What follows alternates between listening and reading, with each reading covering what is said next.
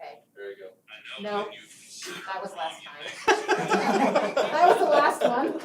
I just make sure the volume on my phone was working. Hey, nobody's talking, but I hear But I hear, voices. in fact, I hear Tony, but it's not talking. I think it's going now. It's going now? Yeah. Alright.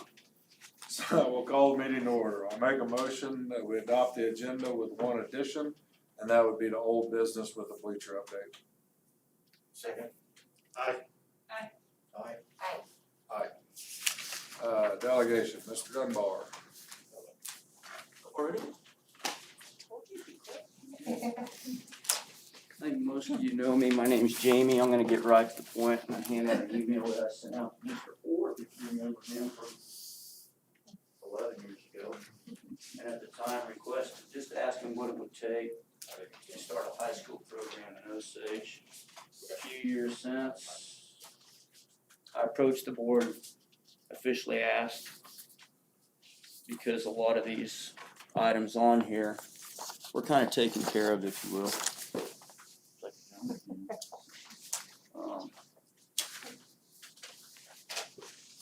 So starting with the Orth sheet, if you will. You know, at the time when I sent it to Mr. Orth, you know, he gave me a whole list of reasons why we couldn't, and, you know, why it was unfeasible at the time. You know, budget was concerned, new program, you know, we just barely got our kids club up and running. So, you know, maybe I was jumping the gun a little time, but, you know, here we are today, and I blinked and I just lost 3 seniors, and I've been bawling for 3 days straight after state, you know, watching them go, because I treat them like their own kids. And some of you in this room are going to blink, and your kids are going to be out of school too, so don't blink. So these are all the reasons given to us.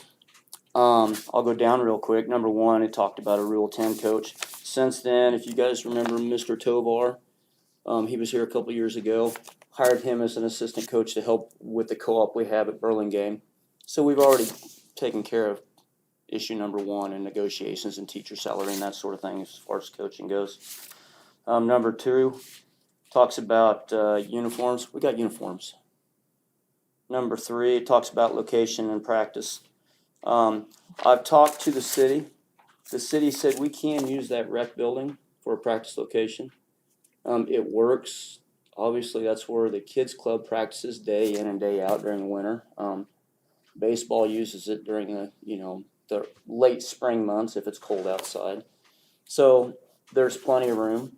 That one's taken care of. I have my own mat. We've used it for multiple tournaments.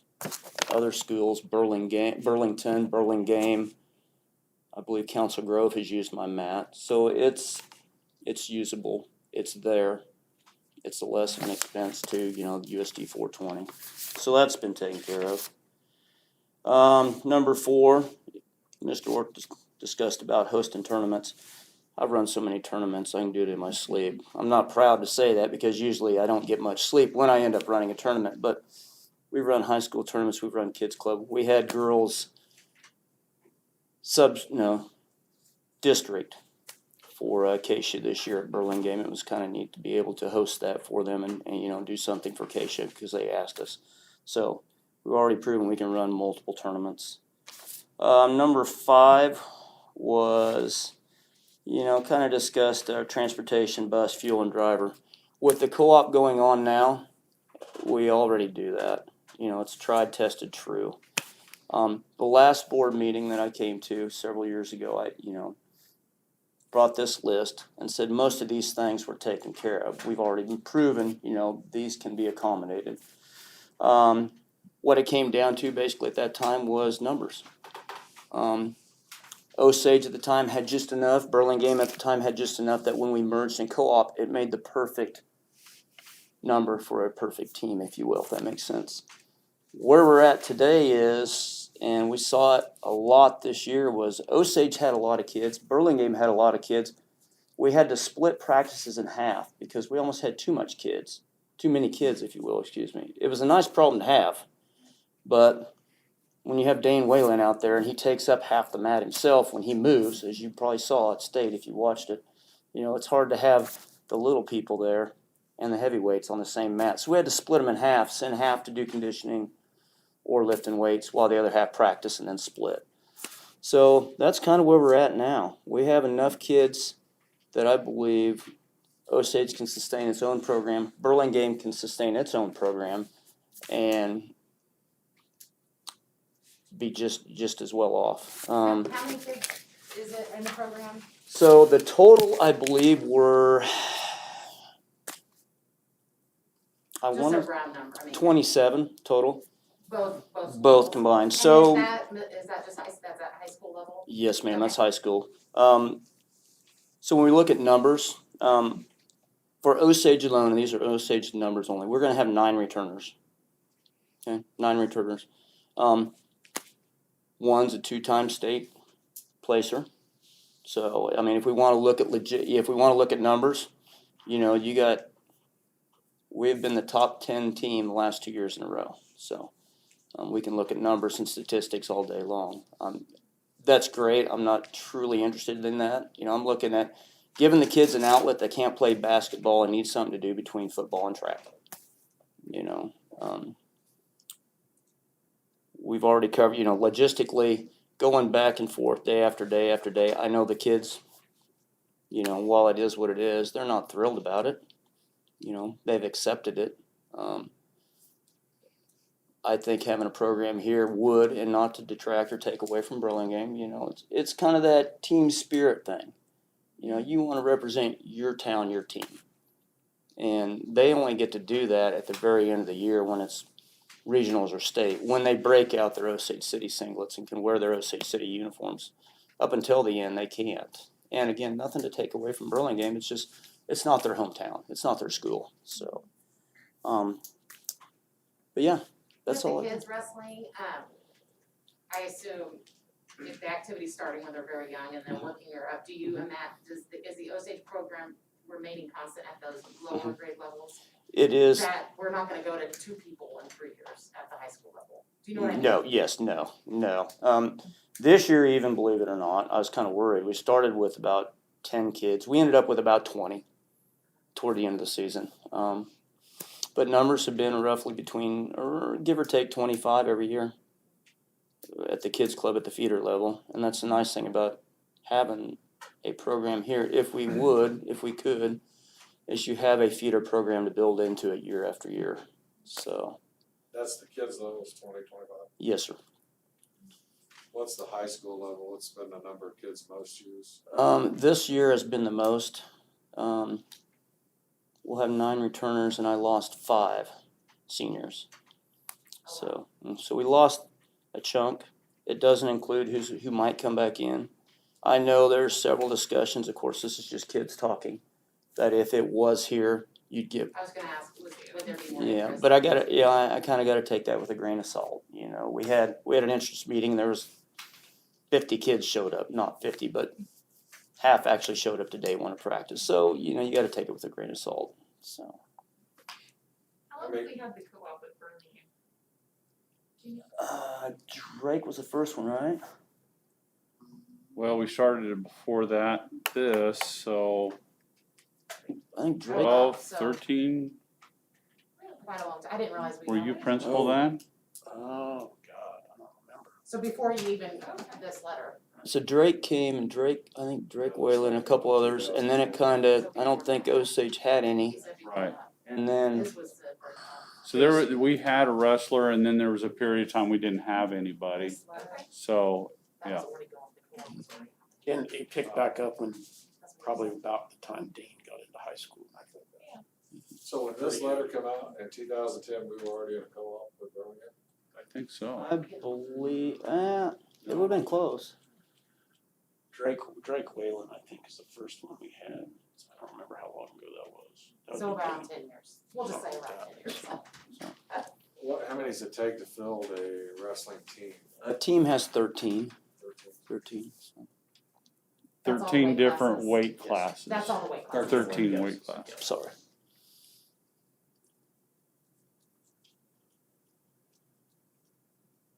But when you go to tournaments or we host tournaments, do all the towns have a full team or is it sporadic? It's pretty sporadic. What we found at 321A level, this year hurt quite a bit because due to COVID, instead of going to tournaments, which helped out the smaller teams. Most of the tournaments turned into duels, and they'd only invite the towns with bigger teams, and it left a lot of people out. Onega, Effingham, some of the smaller schools like that may only have, there's several schools that only have 4 or 5 kids.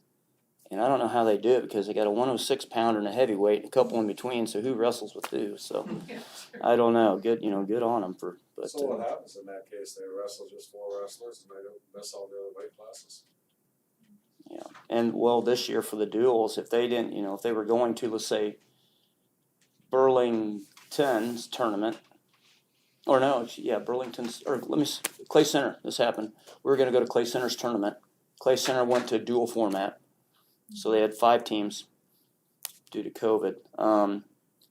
We got kept, but several of the teams that were supposed to go for the tournament got left out because they didn't fill it, and it was not conducive to Clay Center to have them come and duel when they only had 4 wrestlers. You can't duel with 4 wrestlers, So unfortunately. keeping that in mind, had we not had all the athletes from Burlingame with Osage City, would we have been left out of those duels? Would we have had enough without them?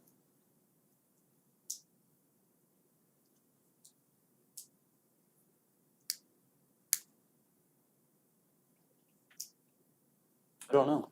Honestly, don't know. The numbers would have been less, Right. not a lot, but I don't know if they would have picked us up or not, if that makes sense. I think we were ranked high enough, so we might have been picked up because we had some good wrestlers and they wanted the competition, but that's hard to tell. Yeah, I can't say one way or another. Now, this is me just not knowing Jamie. I have not been to a wrestling tournament at a high school level.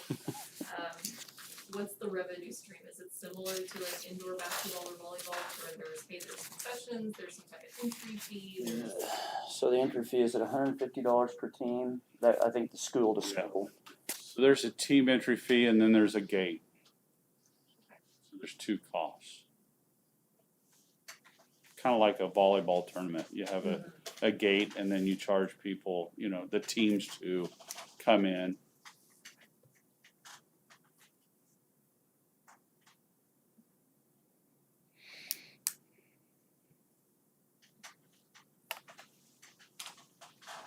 I don't know about anyone else. I mean, I personally like the idea because I like the idea of choices for our kids. And also the idea of, hey, if they are wrestling at Burlingame, the pride maybe felt with wearing an OC jersey. Nothing wrong with Burlingame, but just, that level of pride for your hometown, I think would be fantastic for our kids to have too. So, me personally, I'm a fan. When did they start with the girls' teams? That's fairly recent. It's fairly recent, yes, sir. I think the push was about, and don't quote me on this, about 3 years ago.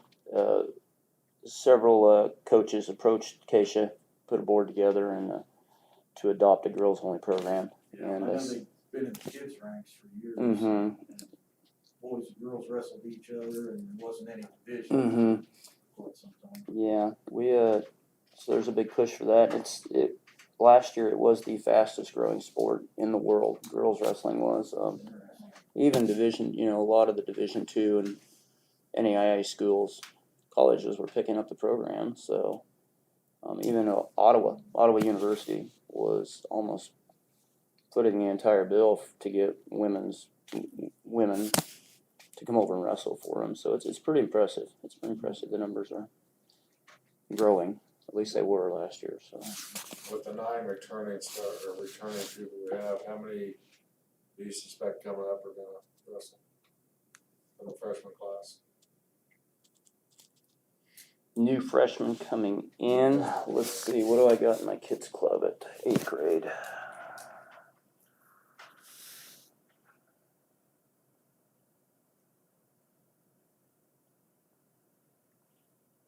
Trying to think who my 8th graders are now. And then next question is the split between boys and girls. So they don't wrestle each other, right? No. So how many boys, how many girls? Osage currently had no girls. So, Burlingame had a large, number of girls wrestling, so. I would safe to say, and I can't tell you names, I would say at least 3 8th graders. I'd have to go back and look, I could email you.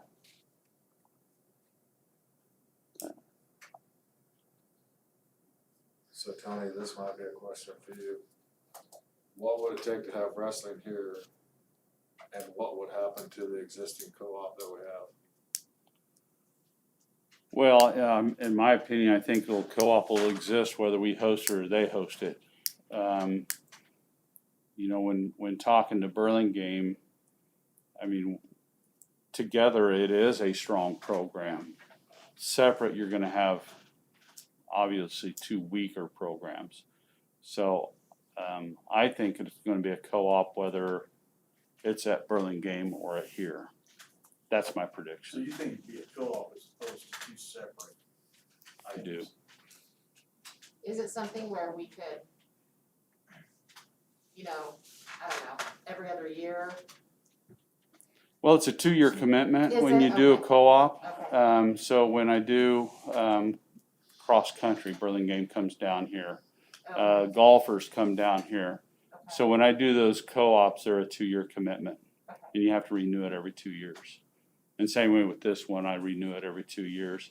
And I'm not sure if we're in year 1 or year 2 of the co-op. I think we just renewed it this year, so I might have 1 more year on the co-op, so. But I'd have to double check on that.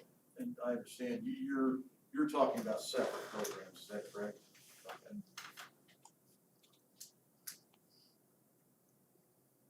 I'm just curious of how much our participation would grow if we were home.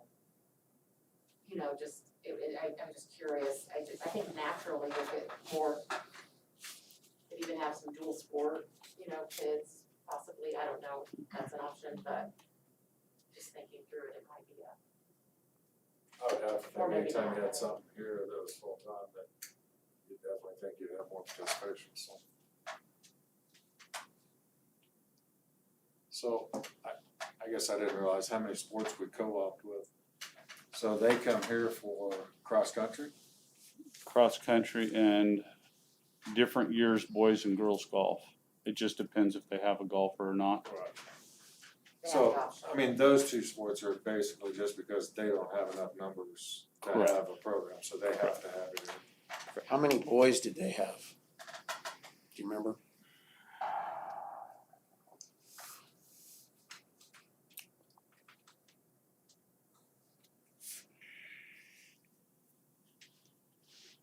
Trying to think at the end of the season what they ended up with.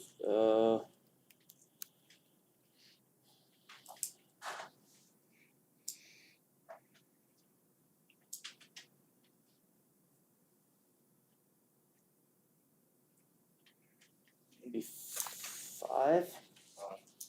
I said, looking at the numbers, if we had 14, because 9 returned, we lost 5, that's 14. Out of 27, that leaves 13. And some of those are girls. They didn't Yeah, have a lot of so. boys.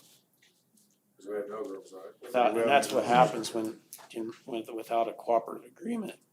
Those 5 kids wouldn't get to do anything. I mean, they'd have a hard time probably. Well, true, but since I've been there, that's all there's been is 4 or 5 kids.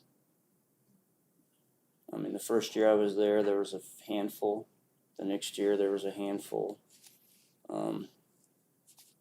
You know, So back to what Burlingame mentioned is, yeah, they would need to co-op here. I think it'd be an advantage for them to do that, for sure. When there's a co-op, is there is cost shared then between the 2 schools? Is that an equal, or is it pretty much the primary school where everything's We held, took care of transportation this year for the Or is boys that- team. kind of negotiated essentially within the agreement? I don't know if there's any one set way that it's been done across the state, but like for cross country and golf, we It just let costs them, them nothing. they don't cost, we don't charge them a thing. There's no, Yeah. But for like for wrestling, we transport our kids over there, and I think the deal I kind of worked out with them is we would, because most of the boys would have been Osage boys, we transferred all the boys to all the meets, and they took care of the girls, because we didn't have any girls. So, we did the transportation for practice, and then for all meets, we sent a bus driver and one of our buses for the meets. So we took care of transportation as well. they took care of the coaches. So there's some offset. Yeah. State expenses we took care of. So we didn't have a coach from here that went. So even the state then, when they When were we had- Osage colors, we didn't have an Osage coach. Well, they're Yeah, both, they purple coach for shirt and both. red shirt. Okay. They coach, they're coaching wherever, whoever they're A coaching. purple tie and Superman. and red tie. It's the same, Same same coaching same staff. thing happens in golf and cross country, those kids. But when they go to state, like, if they're on a different day, I'm sure Jimmy's gone to some of theirs, but sometimes the same day and he can't. So they have somebody that represents us as a coach there. Learned a lot. I mean, I didn't. So all cooperatives, once you hit postseason, you have to be represented by your own school. Then you're separated, the co-op's different. 3A and 2A, 1A is all in the same location for regional and states, and that's why we kind of get by with some of that with coaching as well. If you haven't made in both places, this year I don't think Burlingame had any kids in postseason, so they didn't have anybody to We represent. took care of all the state expenses. And we do whether co-op or not. I mean, we always take, the home school takes care of postseason For their, for their school, registration, entry fees, things like that. You mentioned that, kids that don't play basketball would have something to do. I helped coach wrestling at a 6A school about 6 years ago. And, of course, completely different situation, 1,400 kids in school, so it's a little different. But what I noticed with the kids that wrestled, a lot of the kids were kids that they really didn't fit in other places. And there was always a saying that the wrestlers were a different breed, so to speak. And a lot of kids found success in wrestling, and that was the only sport that they participated through the school. And some of them they've got a lot of club sports up in Kansas City, club lacrosse and some different kind of things going on. But there were a lot of kids that really, they found their discipline, they found their success. These were kids that were trying to keep their grades up so they were eligible. We had study halls, things like that. And kids, we required them, if your grades are, certain. to participate. Yeah. Yeah, in order, you need to keep your grades to, this level. And a lot of kids, I think, they may have slipped through the cracks, so to speak, if they not had the wrestling program.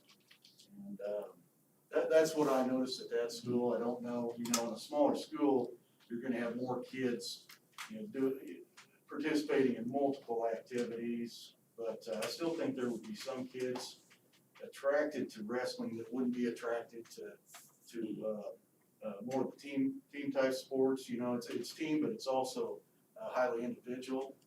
Your success, your success isn't based on somebody else here. It's you and your opponent on the mat, and that's it. But I just thought I'd throw that in for 2 cents or whatever, whatever it's worth. Right off of that, I definitely think we've kind of reached the crossroads, and we have to make a decision at some point in time to either move it here or figure out something, because if we're the ones that are main support of the program, we probably need to look at where it's located at. And I agree, I think the numbers go up even more if it's here. My question would be the facilities, move it out of the facilities, and all the equipment we need to do it. And if not, what have we gotta get to do all that? And if we're in a co-op for another year, you said, Tony? I think I'd have to double check, but I'm pretty sure I renewed it this summer. It definitely gives us something to think about and look at. in regards to coaching, Jamie's currently, is he employed by Burlingame or Burlingame. share that cost? So if we would start our program, a new program, then technically we would have to then bring on a coach. Nothing against you, that potentially may or may not be Jamie. Mhm. Looking at, if it's not, his connection to the mat, and I'm not trying to put you in a bad spot, you know, to make anything now, but I'm just looking at scenarios to where if we do move forward, we're gonna have to find a coach, at least one, potentially two, and then if it isn't Jamie, he's connected to the mat. If for some reason that relationship falls apart, that may be something we may have to purchase on our own as a school, which is a cost. So, I mean, I just wanna kind of make that clear too, that yes, he is a coach, but he's not our coach, technically. Well, you gotta play devil's advocate. Yeah. Yeah, absolutely. And I just wanna make A sure wrestling that mat, a wrestling mat runs about 10,000, roughly. Roughly, yeah. They vary too. So Yeah, there's lots of you different can get- qualities. I mean, or, you know, that kind That's of. a pretty safe number. No, I think we have a lot to think about. I mean, I think we've all seen the program grow. We've seen great success with our own students as well. I know I was approached by several members when I was running for this position about my thoughts on the wrestling program, and I need to educate myself more, but it sounds like we just need to verify for sure that co-op, just to triple check that it was last summer. We have some time to discuss some things and sit back and think about it. And I don't know the rules of breaking a cooperative agreement, so I can well, find that out. competitively, there would be places to wrestle, schools to wrestle in our area. Obviously, if Burlingame has, you know, they may have to travel a little bit of distance, like Clay Center, for example, which plays into it, but we're already transporting the kids up there currently anyway, so that's not really a new cost of this. I believe the community support's increasing a lot to have a wrestling program here. Well, it helps when you have a two-time champion and you have Exactly. multiple kids go to state. People are seeing what's going on, so. It's good, it's good. So Tony, how soon would we need to make a decision on this if the co-op is not renewed for next year? Like, when would we need to? my 2 minutes. Okay, we're either going to That's us to move. get another year, or we're going to. Well, start yeah, over. so contracts and schedules, like all the way through basketball season, I'm now working on softball and baseball for next year. And so a lot of your winter sports are already set. So could we get into meets next year? Potentially, but without going out and searching. You know, some of the meets might be full, some might be taking on teams. Probably depends on how many wrestlers you have. They might take 8 wrestlers, but they may not want that large of a group. So it's just hard to tell what meets are there, but most of winter sports are done for next year. So to get into that would be, when we first talked about this, I sent out interest, you know, how many meets could I get into? And I was able to get into 3 or 4, but then it kind of dropped off. And so I didn't pursue those things. So I know I've crossed this bridge once and tried to work on a little bit, but it's difficult. People have their teams, they have their ways already, and it's anytime like you start a new meet or something, it's hard to get teams because they have their meets already. And then it's the same thing, if you're trying to get into meets, sometimes it's difficult because they have their teams already. They already have 12 teams, they don't want 13, or, you know, if they took one more, they'd always take one more. And so it's not real easy, but it'll take some work, probably get some meets. The meets and the duels, they're weeknight, and then the meet is potentially Saturday. Normally the duels are Thursdays and the meets are Saturdays. Sometimes the duels are Friday, but normally it seems that they were Thursdays. I know when I wrestled for Clay Center, the duels were always either Tuesdays or Thursdays, and the meets were. And I know in the past Saturdays. too, you've hosted youth meet here Mm-hmm. in December typically before rec basketball. Mhm. But yeah, I mean, so there's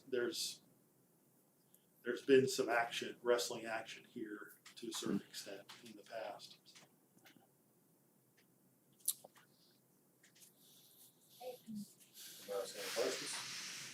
Jamie, thank you. Thank very you all. much. Appreciate it. Sorry to take up so much time. I appreciate it. You're good. Thank you so much. Can we skip ahead to We're gonna skip ahead to the audit report. new business number 1? So new business number 1, the audit report, we're gonna call in Jim along. Oh, and you all should have the audit on your computers. We can all hear. We can pause. Carl and Long, this is Jim Long, Yeah, hi Jim. This is Troy Hutton at Osage City. Can you hear me? the one and only Troy Hutton. Well, I think there's another one out there, but you got the bad one, I guess. We'll go ahead and get started, Jim. I think we're ready to go. Sure, okay. So finished up the audit, got it over there to you. Sorry for the delay. It's been a kind of a crazy 6 months with, my staff guy getting the virus and various clients coming in with it too. So I tried to stay out of everybody's bubble at this point. But the financial statements, the audit opinion is a clean opinion. There's no problems there. On page 4, as far as the money goes, for all the particular funds, looks like everybody pretty much held their own last year, given the craziness.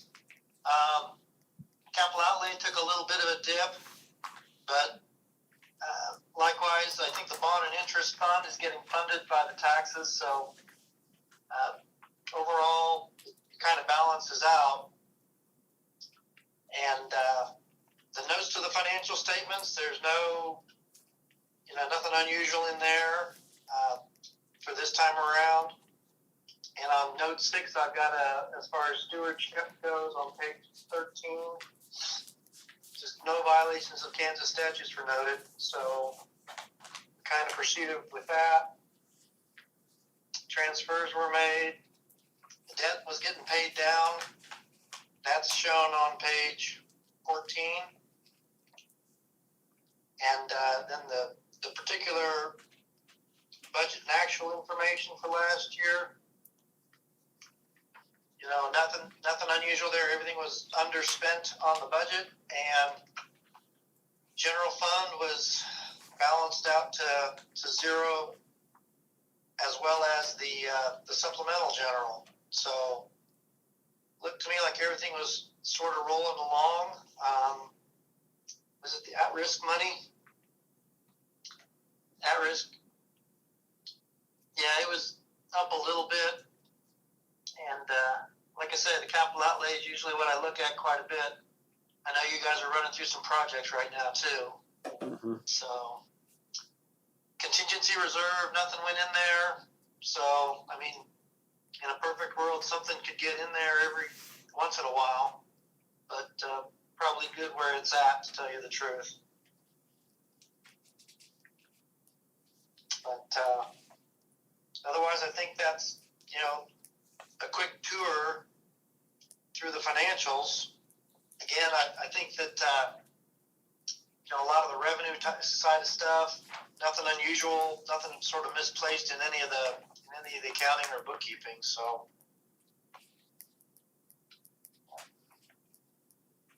I appreciate the phone call. You bet. Thank you for getting us in tonight. I know you had another meeting. Do you guys have any? I know it's kind of quick, but Yes, I have a question on page 18. No, I'm just kidding. yeah, Would you guys like a copy of that I can get. instead of being on here? We can get a hard copy. We put it on the computer, but I'm okay with this, but On here. If if they do have a chance to take a look at it, just, go ahead and drop me an email or give me a call. I just have one question, if you can hear me. So Yes. what were some of the requested management representations? Some of the requested, Management representations? some of the requested management representations. Right. Those are pretty much, like, that you guys have seen all the financial transactions. You represent that there's nothing unusual in the financial statements, that you know of no fraud or concerns in that respect. That you have title to all the assets that are owned. So there's, going to be no surprise on that end either. Okay, so you didn't request anything beyond the normal representations? Correct. Okay. That's what I should ask. I didn't, yeah. And KMAG is always kind of funny too, since it's on a cash basis. It doesn't quite dovetail with the GAAP basis financial statements, but a lot of the representations are still the same. You want to have the district owning all the assets for the biggest thing. That there's no other debt out there, those kinds of considerations. So other general question, Troy, do other districts use the KMAG instead of GAAP? Is that just normal? I think that's pretty general for schools, Okay. isn't it, Jim? Yeah, about easily 99% use KMAG. And the bigger districts tend to go GAAP because I think the bondholders are kind of pushing that direction, or they are looking for a governmental financial accounting certificate that can be given out if they go through the hoops to get it. A 10-year, show 10-year that history of assessed valuation, 10-year history of mill levies, 10-year history of budgets. Some of that's kind of a bit of if you go for a comprehensive financial annual report, that it definitely puts you into a different audit fee for sure. But the KMAG's, following the guidance as far as, cash in the bank, you got to have cash in the fund to be able to spend it. You have to have budget authority to be able to spend it. So that's kind of the two kickers that kind of tie down the municipality as far as management of the funds.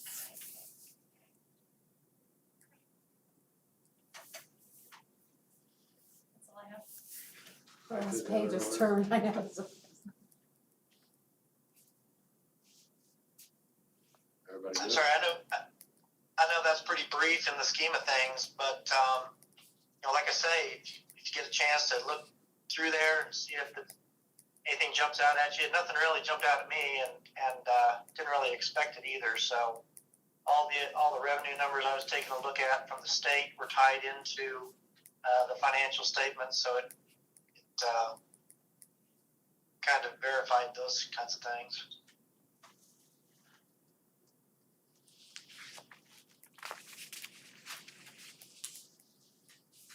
Excellent. Sounds good. Sounds good.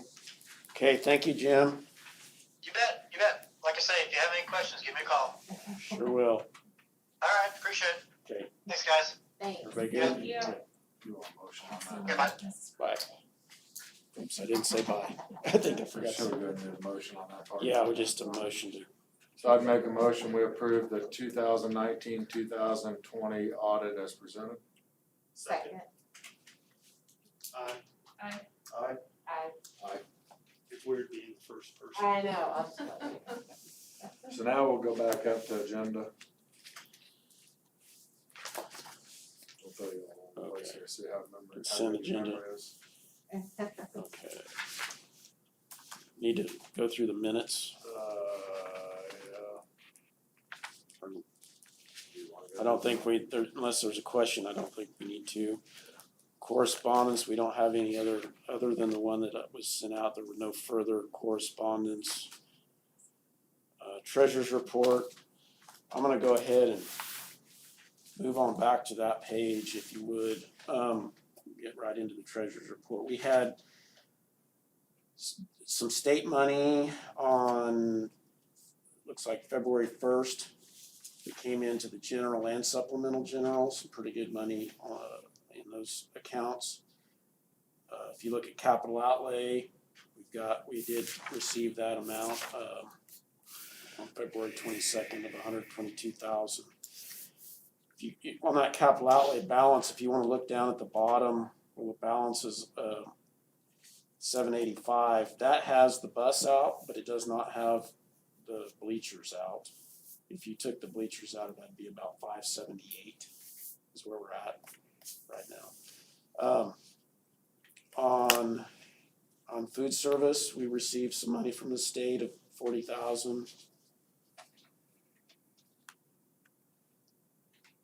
That's all I see really on page 1. On the back side, we received some bond and interest money. I do want to point out a couple of things on the bond and interest. You see where on February 5th, we received $87,000.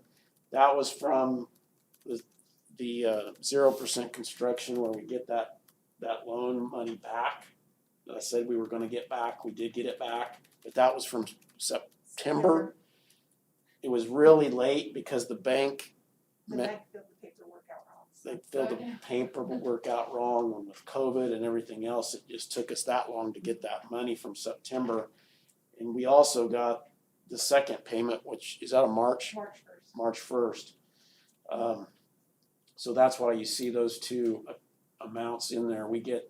That's why that on that bond, 0% construction bond that we got, that's really nice because a lot of it comes back to us.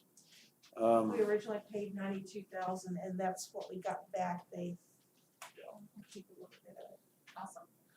Awesome.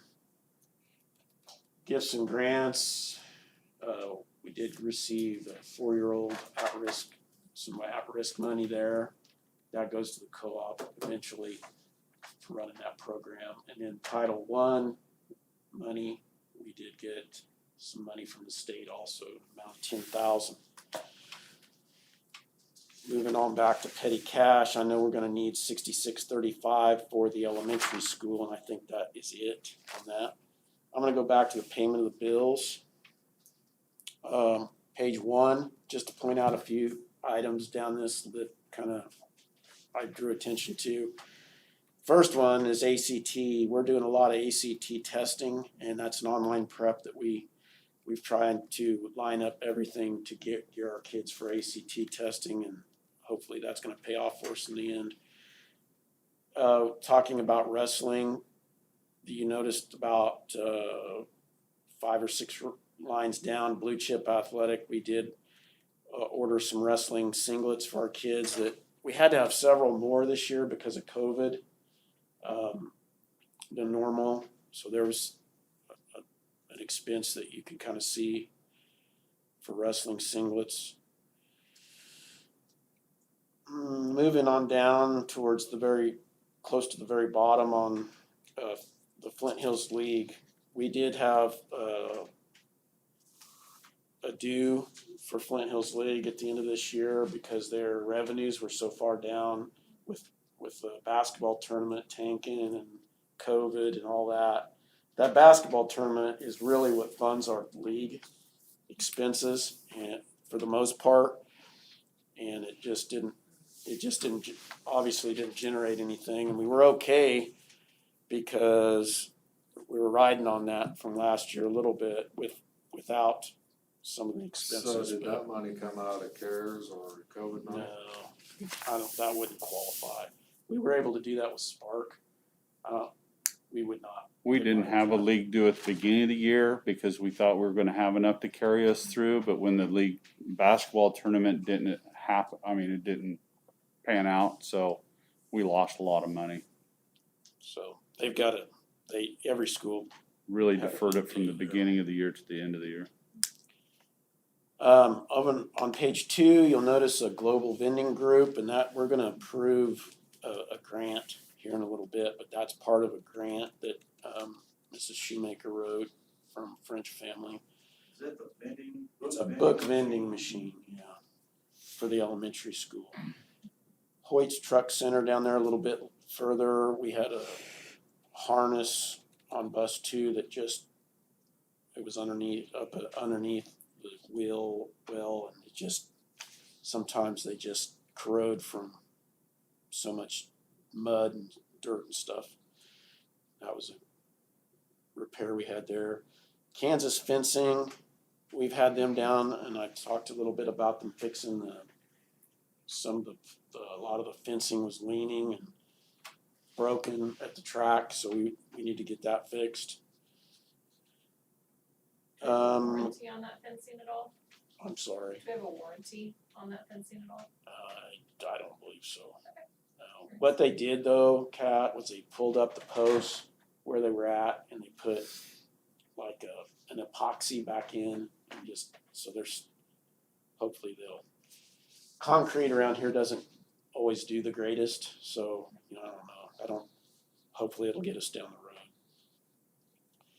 the road. McCoy's electronic, that was another part of that grant for a TV in the elementary school library. Then McElroy's, we've had a really rough time with one of our walk-in freezers, trying to keep it up and going. It wanted to ice up, and we've been doing several times had McElroy's looking at that, and I think we finally got it shaped up. Midwest Bus Sales, that would be the new bus, and we used it for the first time today. All loved it. And I think the kids loved it more than she did.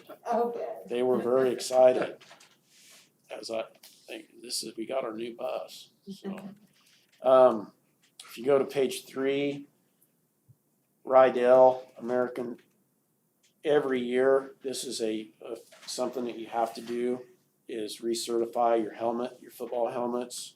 And one of those is for the high school and one of those is for the middle school.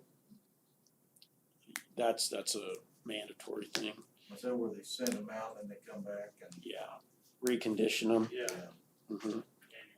Yeah, you have to do that. cost of doing business. And then we can only keep them for so many years too, isn't it? Yeah, and they call out the ones that we can't keep anymore, and then you'll see that we have to annually buy new football helmets. It's they're pretty costly, but you have to do that. And then the only other thing I saw was, the big one is the 4th assessment to 3 Lakes, and that's our payment, not a flow through. And hopefully that's our 4th and last payment, but you never know. Right now, according to where things are at, I would not expect our revenues are up a little bit and our expenses are down just a little bit. So hopefully, but you never know until the end. And then the at-risk, the preschool at-risk money, that they run the 4-year at-risk program. Hey Troy, the only one that I was questioning on that last page was that right in the middle, school outfitters. I just didn't know what that was for 1569 School outfitters on page 4. on page 3. 3. School outfitters. The scripture says Tech Tub yeah. to Tech tube or something. Tech tubs. Tech tub. Those are the carts that we put Chromebooks in. Oh, They're called tech tubs, and the teachers can actually take parts of those apart so they can go in different spots with them. The elementary started with those, and they're pretty popular. Addendums. I think that'd be it. We have about 50% of our general fund left, 50.91 with 4 months left, and 75% of the LOB with about 4 months left. So I think we're in pretty good shape there. Any questions at all? Anything on that? I'd make the motion, we adopt the minutes of the regular board meeting of February 10th, 2021, to adopt the minutes of the special board meeting number 1 of February 26th, 2021, to adopt the minutes of the special board meeting number 2 of February 26th, 21. The treasurer's report as of February 28th, 2021. Petty cash report of the elementary school received at $66.35. And a payment of the bills be allowed in the amount of $288,989.68 for March 10th, 2021. And February payroll in the amount of $439,879.76. Second. Aye. Aye. Moving on to old business, bleacher update. Okay, I added this today because I got a call from, Brad Peterson at Heartland. He tried very hard to get some things shifted around to get our bleachers here to maneuver around with all of our other projects that we had going on, and he said, I can't get it done. So the delivery date for the bleachers here is July 26th, which is okay. I mean, that's a 2-week, it's a 2-week installation at least. I would say, he said you can get it done in 2 weeks. So we'll be okay as far as activity wise.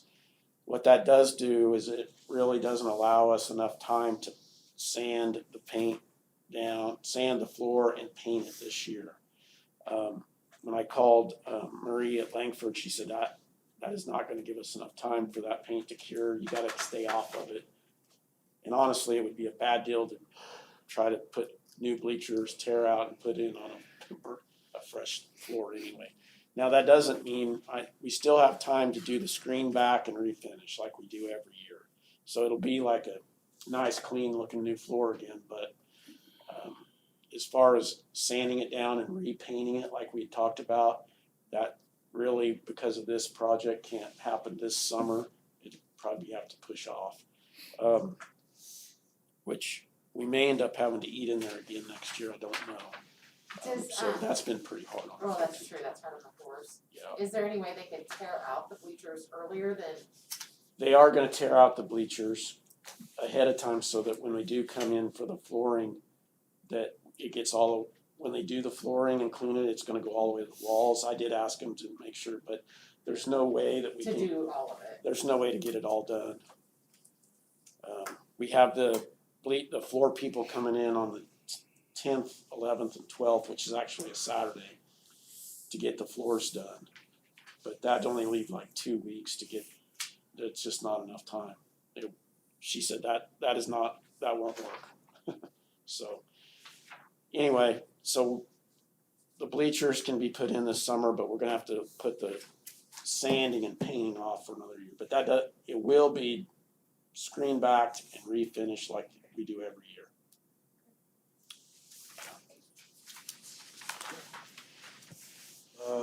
Under new business, we got the grant approval. I don't know, Mrs. Paul, you can talk about that if you want to. Kathy Camarina sent email out to all the faculty talking about the R.E. French Family Educational Foundation, and that they'll grant grants depending on what you're wanting. And it has to be, educational oriented. So a lot of my faculty said, oh gosh, we'll do this. Well, Mrs. Shoemaker, she ended up taking this foundation and she wrote the grant, and she basically asked for a vending machine, which it's not like a candy vending machine, it's a library book vending machine. She asked for library books for the vending machine, and she asked for a smart TV for the elementary school. And in all of that, it was around $8,000 that she asked for, and she got that. But then when the vending machine quoted the price, they forgot to add in the shipping. So then she had to go back to the foundation and said, could you give us $600 more for shipping? And they said, let me just give you $1,000 more and you can buy more books. So altogether, she got $9,280. Nice. So it was a really great grant to get. So yeah, very nice. 9280. 9280. I have the wrong amount in there, so. So I would make the motion to approve the the French Family Educational Foundation grant for the elementary library in the amount of $9,280. Second. Aye. Aye. Clear Lakes report. Okay.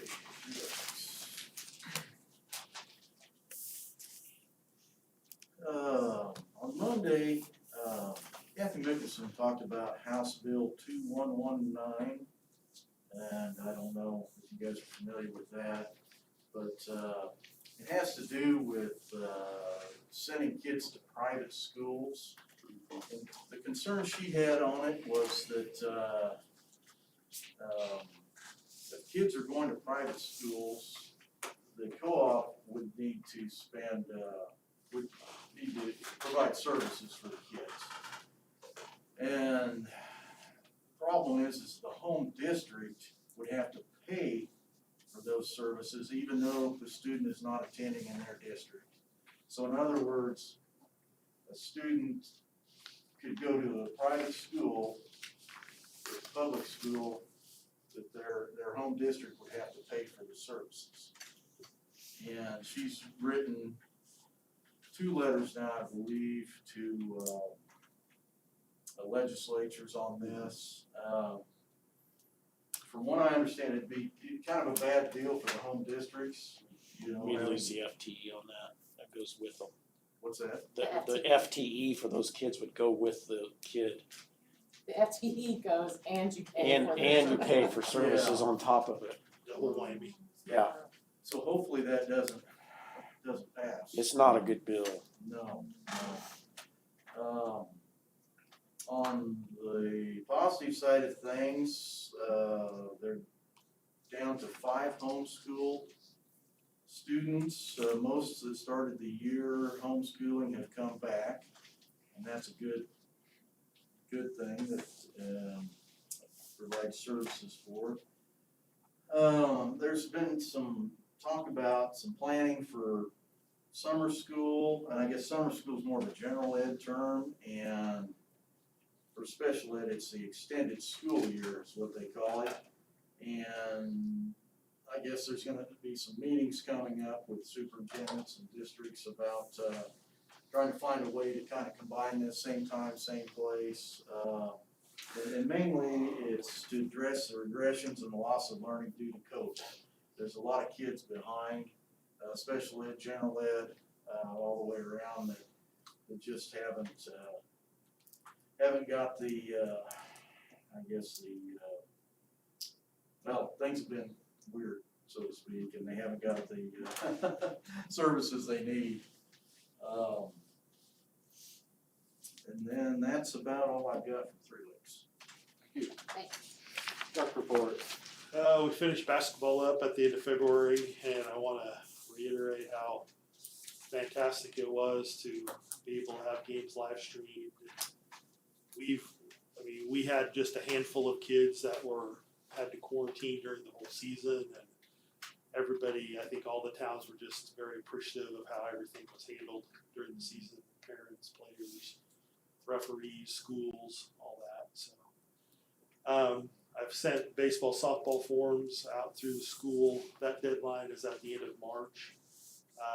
I'm fully expecting to have a summer baseball, softball season, so hopefully that will get good numbers for those programs. And then, of course, as soon as I send that out, I always get a call about T-ball. And T-ball forms are always sent out at the end of April. So we're planning on having T-ball again. Been talking with Lynn Tice about the pool. We've gotten guard applications and assistant manager applications, and she'll be going through those over the next couple weeks to get the pool staff lined up. At this point, we're planning on swim team. That will probably come more about closer to May, because they usually don't go until June, July. We will have a dance clinic. Kathy Camarina and the dance team is doing a dance clinic at the end of March after spring break. I think their recital is April 24th, I think, is Saturday. So I got several kids signed up for that already. The Smoke in the Spring is still going forward in early April 9th and 10th. Fully planning on having the Taste of Osage City. I've got some teams that are willing to bend, and right now I don't know about the band having music, and the reason for that is I've got to use the skating rink building for judging, and so I've got to get that all set up for Saturday, and which means that I really can't have the band in there on Friday night and a whole bunch of people in there Friday night. So I'm working out a couple different scenarios about possibly doing it outdoors, having the band play outdoors, and then maybe ending the night with the fireworks. So we'll see how it goes. Right now, I'm not planning on having the inflatables. I just don't think that would be a good idea right now. But everything else is lined up. I've got plenty of teams wanting to participate, so that's always a good thing. That's it for me. Thank you. Administrative reports. Okay, I'll go quick. Just some winter sports updates. State wrestling, obviously we got finished with wrestling. We had 3 qualify for state. We had 1 5th place sophomore, 1 4th place a senior, and a state champ and a senior. Basketball finished up, both teams having a very successful season, and they were very happy about getting their season in. So it was a success in that itself. Forensics, we have several that have qualified for state, and we have several more opportunities for forensics. Osage City will be hosting league forensics this year. It's virtual, so hosting just means that Dustin gets to organize it all, but we will be in charge of it. Flint Hills Vocal, Instrumental, and Vocal Festival that's normally here is not. We've canceled it for the year. So instead of bringing all 8 schools here, doing the band and choir, that has been canceled. Winter Sports Awards Assembly, we are going to do that on the 23rd at 2 o'clock. So we'll have it live streamed for parents. 2 o'clock, you said. 2 o'clock. Golf, we have 19 boys out for golf. So I've scheduled several JV. Obviously, you have 6 on a team. So I have actually enough for 3 teams. So I'm looking for JV meets, and we did pick up one. Our first meet's on April 1st at Emporia for Opie. But we did, our home meet is April 16th. And then I picked up a JV meet on May 6th. Flint Hills Art is at Mission Valley on April 5th. That's coming up pretty quick, and actually it's a day that we probably won't have school as long as we don't have any more snow days. But we will still take artwork out there to be visually judged for our kids. Softball, we have 16 players out, have picked up 3 JV games for them. Baseball, we have 32 out. The first game is March 25th for both baseball and softball. Again, I'm looking for lots of JV games to get those boys some playing time. Track, I have 54 out, 23 girls and 31 boys. Our first meet's April 1st at Linden. We have a home meet on April 6th is our varsity meet. So any of you are interested in working a field event, let me know. I'll sign you up. And we have April 6th, and then JV is on April 27th. We'll also host league this year on May 14th.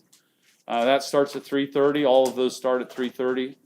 And we are going to host 3A regional track this year. So just got that notice yesterday. I filled it out today, but that's May 21st, and I'll start at 1:30. I got it moved up, so we're not here till 10 o'clock, 11 o'clock at night cleaning up.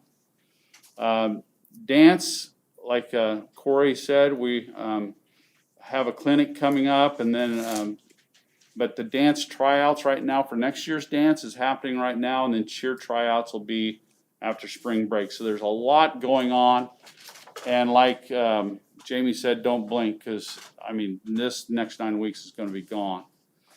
Some things that are going on in the building, other than extracurricular activities. I did want to mention, as of right now, the face mask rule for activities have not changed. So Keisha, when they put that mandate in for all this winter sports, they didn't put an ending date on it. So we have to abide by the things that's in place currently. But there is a board of directors meeting on March 24th, and I suspect that's going to change for outdoor sports. So I know I've been getting questions about what it's going to look like, but that's what it is for now. Enrollment, we've gotten well underway for next year. Mrs. Camarina had a meeting with 8th graders last night to get freshman enrollment out of the way. She's been going to each seminar class and getting kids enrolled. Student-led conferences are coming up on March 24th. That's going to be virtual or in person, depending on how the parents want to do it. The main focus is going to finalize enrollment, review IPS, look at ACT interim scores and other ACT scores that we have. Seniors normally do an interview night that night, but this year, because of COVID, we don't have a lot of people coming in, but they're still going to go over a lot of interview skills. So that's kind of how they're going to use March 24th. State assessments are coming up March 20th, 23rd. 10th graders are taking math and ELA, and then 11th graders will be in May. Prom, April 17th. Mark your calendars. You'll be getting an invitation pretty soon. And Paula really wanted me to tell you to send it in whether you're going or not. A lot of people think RSVP, I don't have to send it in if I'm not going. Well, then she's sitting there hanging on, waiting for it to come in, and she doesn't know whether to have a spot for you or not. So please RSVP when you get that. Graduation plans, May 16th. It's a Sunday at 2 o'clock. I would like to do it down at the football field, kind of like we did last year. However, this year I'd be able to have a band and a choir perform.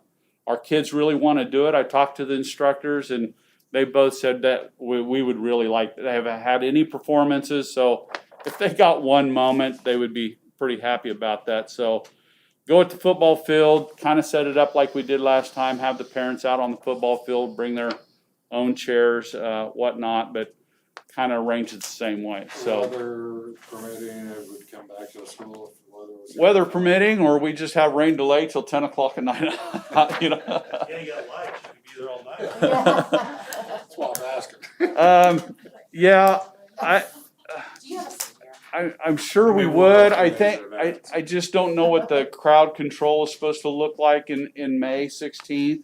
If we're gonna allow to have that many people, and you have that many people travel to town, and then they're here, and then they don't get to go because we move it indoors.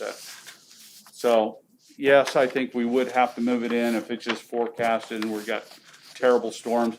If it's a fast moving one, maybe we could delay 30 minutes or an hour or something and come back and do it. But I'll talk more about that later. And then I got one last thing. Called the county health department. Well, actually, Mrs. Paul sent an email, and in the mornings we do morning temp checks with all the students and staff. And I would like to stop telling my staff that has been fully vaccinated, they have to come down and get temp checked in the morning. I haven't had a hot temp for anybody for a long time, but I know that's something that you guys are involved with, and none of us, I think, felt very comfortable doing that without you guys giving us the ability to do that, but. It was If- actually Lisa Creedell that did the email to the county health department. Okay. So I would like to tell my staff that's fully vaccinated, they don't need to come down, and the health department said there's no need for same daily way. temp checks for people who are fully vaccinated. Okay. So same way students, they don't need. Students that. aren't They're not vaccinated. vaccinated. I didn't know if any of them went down or not. I Well, don't know, some can't, yeah, there's different. no things. vaccine is made for under 18. That's primarily our students, and I don't think they even made it to 18-year-olds yet unless they had underlying conditions or medical reasons. But we have a few high school students because they work at a nursing home that's been fully vaccinated, but I don't know who, Yeah. all of them, but I would say the students, we would keep the same. it's pretty natural they're coming in the front Yeah. door. But some of the teachers, I think, have to kind of go out of their way to get to the, I mean, I think it's fine with me, I think that's, You need a motion for that. I don't think so. I just want to make Makes you sense. aware that, Do you know who's been fully vaccinated and who Yes. hasn't? yes. So they would just be, those that haven't had the shots would just be told, hey, you still gotta go through this entrance as opposed to directly to your room. sounds good. Thank you. Middle school quiz bowl finished up Monday, March 1st. West Franklin hosted the league meet. Again, it's virtually, so they just organized it basically, but our teams had a good season. They're all happy they got all their meets in. We did have a couple weather delays on one of them, so, but we did get all 5 in, so those kids were happy to get their season in. Oh, snow. March 24th, we have parent-teacher conferences in middle school. That's basically just for kids that are struggling or have behavior issues. Teachers will be contacting those parents and letting them know if they want a conference or not. And then any other parents, if they want to get a hold of a teacher, they can just do that and set up those times. We prefer virtual, but there also could be some that come in person if they need to. State assessments, we'll be starting those in April. 8th grade has math, ELA, and science. 7th grade has math and ELA, and 6th grade has math and ELA. So those will get all done in April. And then we start track on Monday. We have 30 girls out and 40 boys. So that's 70 kids. Our first track meets at Council Grove. We have a home meet on the 23rd, and then we will also host league this year too. So that's on May 11th. I would like to ask the board for consideration on a 5th coach for this year. With 70 kids out, originally when the coaches came to talk to me about this, we had a projected 83 out. Since the first day of practice on Monday, that's dropped to now a pretty solid 70. Talking through them and getting some extra meets and working through some of the details and some of the other issues, I think I definitely could support this just for this year. With COVID restrictions and other things in play too. Checking with some other schools, most other schools have 3 or 4 coaches and none of them have the numbers that we have. We did talk about some of my concerns were with COVID, having that many teachers gone. A lot of these days for junior high are all-day meets or half-day meets. A lot of coaches being gone and not having enough teachers in school. So we talked about if that was the case and we had a coach gone or too many teachers gone, we might look at not sending a coach with the team that day.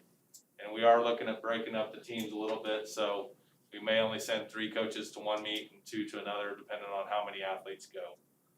But basically, 70 middle school kids out at one place, running around the track all over the place. So especially trying to keep their mask up, keep them socially distanced and everything else that goes with that. So again, it's up to you guys. I've talked to my coaches, they're good either way, but we'd like to ask for another Do you coach have if possible. someone that's interested? We do not right now. Well, I have a couple who've talked to me about it, but we'd like to open it up and then pay them extra duty until the next board meeting, and then we'd approve someone.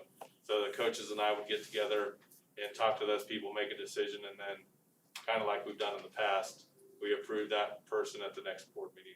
If numbers for some reason were to drop drastically, then we could say we're just paying them for the time they've already served for extra duty and go from there, and we'll talk about that with them in the process.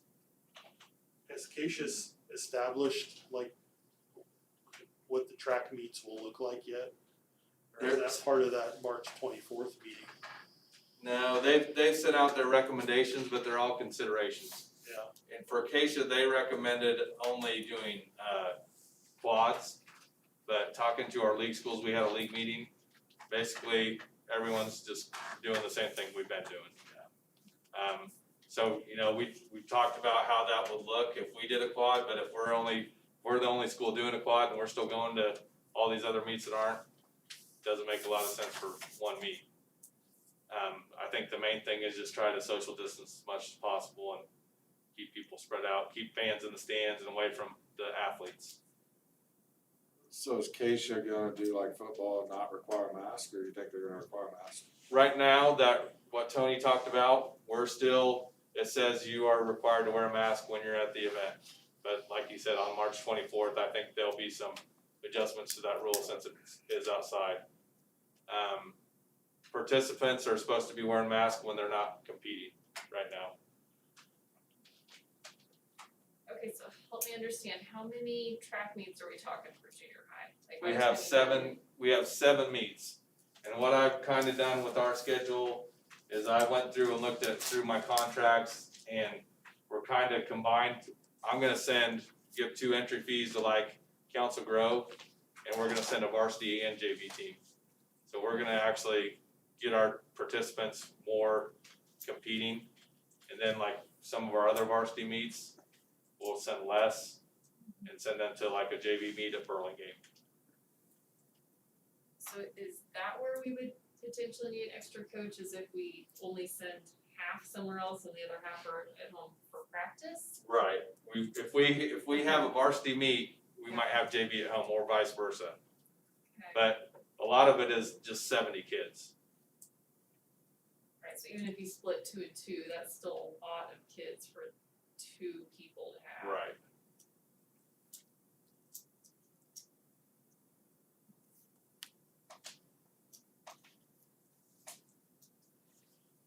I mean, I know if it was me, I would want an extra coach, if someone was telling me that I've gotta be responsible for 15 to 20 kids at a track meet, so. Our kids do a good job for the most part, but there's just times where you need an extra set of eyes. Yeah, that age group too is a little different, you know. Do we need a motion for that, to open that 5th I session, would think, or just? what do you think? I think we have that at a topic here a little bit. Then I have one more thing, 8th grade promotion, want to schedule that for Tuesday, May 18th.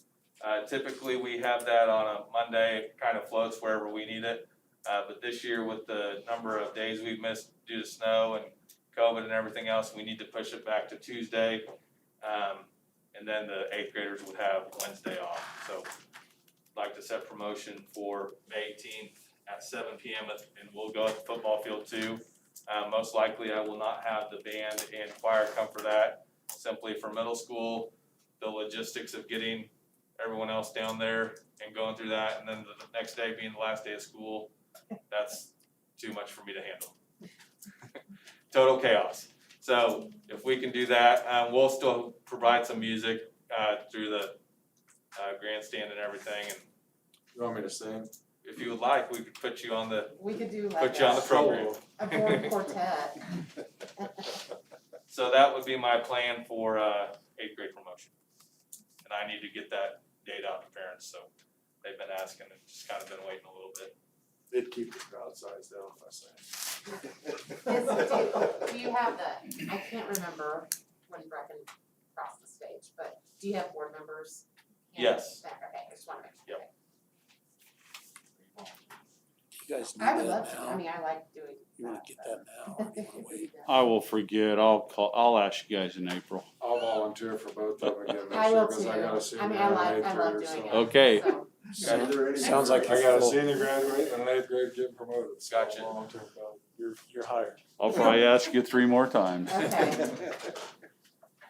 All right, so Tim is done, so I'll get with the elementary report.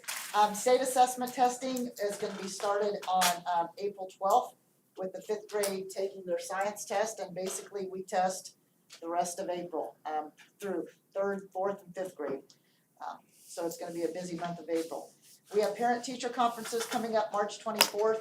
That is from 3:30 to 7:30. Ours are going to be in person because we don't meet with every single parent.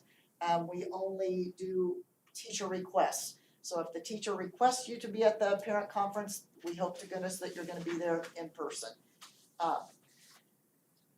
We talked about the RE French Family Educational Foundation grant that Mrs. Shoemaker got. We're pretty excited about that. It is a vending machine that actually you get a book, you put a token in, and you actually get a book. So we talked about it to where we'd have like a 5th grade, a 4th grade, a 3rd grade, a 2nd grade, a 1st grade, and a kindergarten row. So maybe if it was a kid's birthday, this is kind of us just brainstorming, we would give them a token, and instead of us giving them all these little token gifts, they would actually get a book to take home. So we've thought about that a lot, but it's pretty exciting to have that in our school. That foundation also gave Mrs. Smith a virtual manipulative app. She only asked for $95, so it was real easy for her to get that, but still that's something that she's gonna be able to utilize with her kids in her title math program throughout next year. So she's excited about that. And Mr. Strongram, he also completed a grant application. His has not yet been approved, but we're hoping that that gets approved too. And I'm not sure what he actually asked for.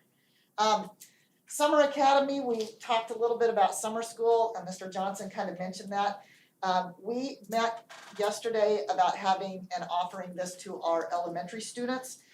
So we are excited to say that we want to have a summer academy, a summer school program. It would be offered to our current kindergarten through 4th grade students. It would be offered for students basically who have, you know, declining grades right now, or assessment scores probably aren't where they need to be, or they need some help in reading or math, or maybe both subjects. That's kind of where we're gonna concentrate on. We're gonna hold this June 28th through July 16th, so it would only be a 3-week period.